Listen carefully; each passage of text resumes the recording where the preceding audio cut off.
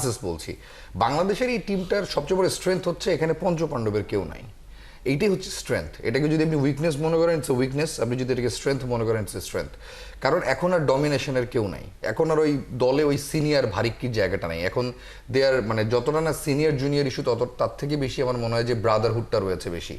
এবং free flowing Liton যত এই টিমটাকে মানে তার আদর যত্ন দিয়ে ভালোবাসা দিয়ে লালন পালন করতে পারবেন টি-20 টিমটাকে, বাংলাদেশ দল টি-20তে তত পরিণত হবে।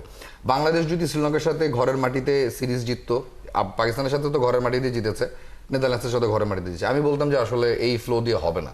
কিন্তু যেহেতু শ্রীলঙ্কার মাটিতে গিয়ে শ্রীলঙ্কাকে হারিয়ে এসেছে, সো বাংলাদেশেরও স্ট্রেংথটা আছে। এবং আমি আকাশ চোপড়ার আকাশবাণী উনি একটা ব্লগ করেন, ওখানে দেখছিলাম উনিও বলছিলেন যে বাংলাদেশের বোলিংটাকে যে কোনো মাটিতে খুব স্ট্রেংথফুল বোলিং চিন্তা করতে হবে। এখন ওই বিষয়টা ওখানে যে মানে আপনার যখন ডিপ মোমেন্টগুলো ক্রিয়েট হবে, ডেথ ওভার্সগুলো ক্রিয়েট হবে, তখন সাইফুদ্দিন, তানজিম সাকিব, মোস্তাফিজ বা তাসকিন ওরা আসলে কেমন করেন।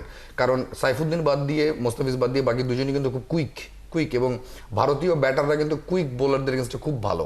আফগানিস্তান এবং শ্রীলঙ্কান ব্যাটাররা কি করবে সেটা তো অবশ্যই দেখার বিষয়। শ্রীলঙ্কা একটা মোমেন্টামের মধ্যে দিয়ে যাচ্ছে, ওয়ানডেতে মাত্র জিম্বাবুয়ের কাছে হেরেছে, তার মধ্যে ওয়ানডে খেলে তারা এশিয়া কাপ খেলতে যাচ্ছে। সো বাংলাদেশের এটা একটা সুযোগ আমার মনে হয়, নো ম্যাটার হোয়াট হংকং এবং শ্রীলঙ্কাকে হারিয়ে সেকেন্ড রাউন্ডটা নিশ্চিত করা, তারপর তো বিগ চ্যালেঞ্জেস আর কামিং।